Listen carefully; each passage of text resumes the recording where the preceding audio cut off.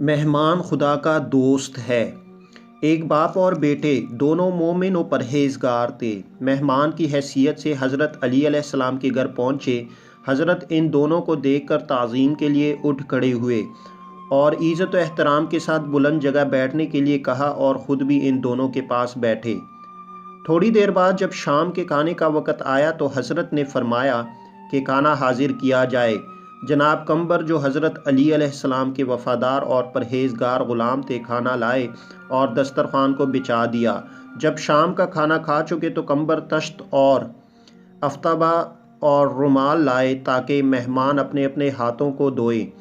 حضرت علی نے قمبر سے لوٹا لیا تاکہ مہمانوں کے ہاتھوں کو دھوئے، لیکن وہ شخص مہمان اس بات پر آمادہ نہیں تھا کہ امیر المومنین اور مسلمانوں کے حقیقی خلیفہ ہاتھوں پر پانی ڈالیں۔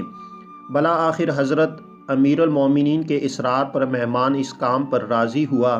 جب وہ شخص اپنے ہاتھوں کو دھو چکا تو حضرت علی نے اس لوٹے کو اپنے فرزند محمد حنفیہ کو دیا اور فرمایا، اے میرے بیٹے، اگر یہ پسر تنہا میرے گھر مہمان ہوتا تو میں خود اس کا ہاتھ دھوتا، لیکن خدا دوست نہیں رکھتا اس جگہ جہاں باپ اور بیٹے موجود ہو اور ان کے ساتھ ایک ہی طرح کا برتاؤ کیا جائے۔ میں نے اس کے باپ کا ہاتھ دھویا تو تم بھی میرے بیٹے ہو، تم اس کے بیٹے کا ہاتھ دھو تاکہ باپ باپ کا ہاتھ دھوئے اور پسر پسر کا ہاتھ دھوئے ہو۔